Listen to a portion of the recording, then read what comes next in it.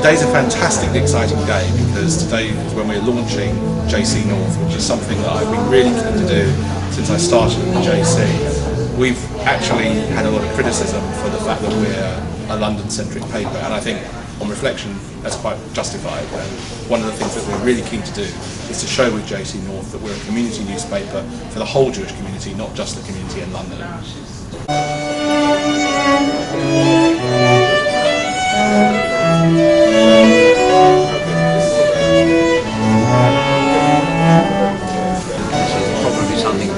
Many years ago, because I feel we have probably neglected the communities north of Watford.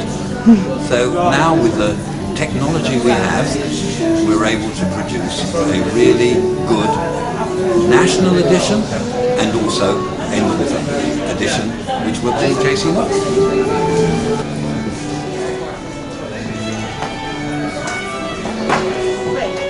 We'll be looking to give the Manchester Jewish Soccer League and Northern Jewish Cricket League extensive coverage with pictures, video highlights, match reports on the website and the paper, also covering Liverpool, Leeds, Glasgow. It's very exciting times with some good young players in the league. Also covering rugby, athletics. All in all, should be a good evening, and hopefully everyone will enjoy the new and improved coverage. Business is very much a UK thing, it's a global thing, so I'm really looking forward to not being just so London-centric and getting people from the north to tell us about their business stories, their start-up companies, how they've been affected with everything that's going on, and we're really excited about working with new businesses throughout the UK.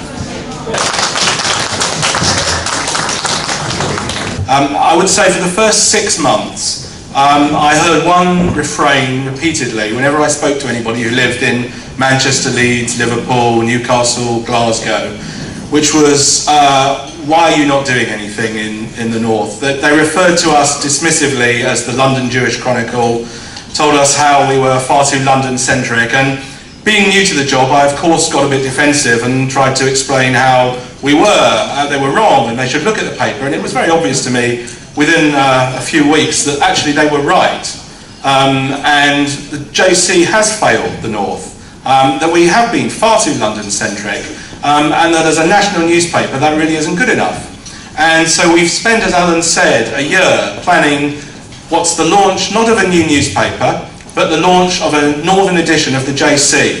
I very much look forward, Stephen, to seeing what you can manage to do for us out in the wilds and to truly reflect the vigorous, dynamic and exciting life that goes on north of Watford.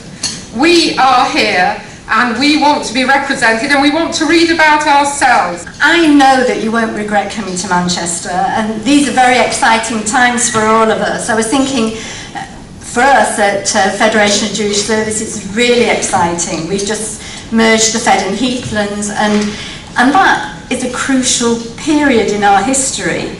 And we want a paper that we can work with, where we can share what we do with the public and make people aware of what we do, and so that they turn to us if they need us. News coverage for the north of England is going to be quite tough because I'm going to be spread over 3 cities, and not only that, they're 3 communities that are very, very independent and individual, and they want to see the coverage about themselves that is looking directly and closely at how they view community life. So that's going to be the biggest challenge. So to speak, I have to accept in some parts an outsider coming in, but on a lot of respects, having the view of 3 cities overview it can be very, very helpful, I would argue, with communities. One of the big things is that communities very much are looking to collaborate on so many projects. We've seen that in welfare boards across the communities, and to have the JC covering all of the areas in the north, as well as having the ability to see stuff coming from London and the capital and vice versa, that two-way flow of information, means that communities might better be informed about what other projects are going on in other places and be able to take their own projects forward.